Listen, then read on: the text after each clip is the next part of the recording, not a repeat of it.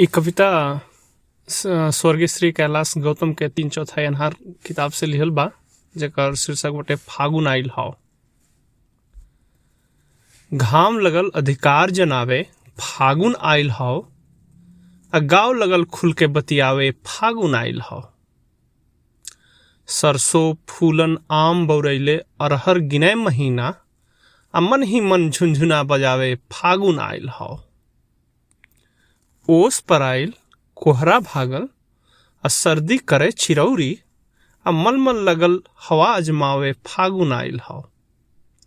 तिसिया हंसे बतिसिया नाचे, आ जरे रजन्नू बो। तिसिया हंसे बतिसिया नाचे जरे रजन्नू बो, आ चिट्ठी पर चिट्ठी लिखवावे फागुन आइल हौ। पानी चढ़ल देह चिकनाइल पुरैन ताल हिलोरे, आ रमदैया तुलसी नहलावे फागुन आइल हौ। देवरा चिढ़े लड़े फिर रोवे, आ भौसी हंसे बिरावे, आ खोल खोल जंघिया पहिरावे फागुन आइल हौ।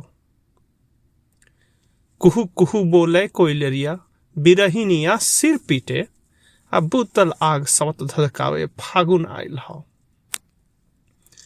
रात रात बेलवरिया गूंजे अगवारे पिछुआरे, आ कौनो करवट नींद ना आवे फागुन आइल हौ।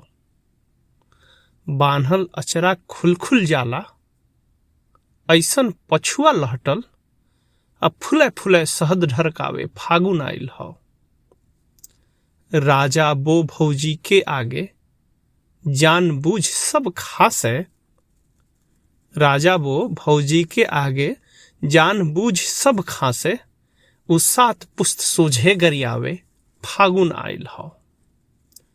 घाम लगल अधिकार जनावे फागुन आइल हौ, आ गाँव लगल खुल के बतियावे फागुन आइल हौ।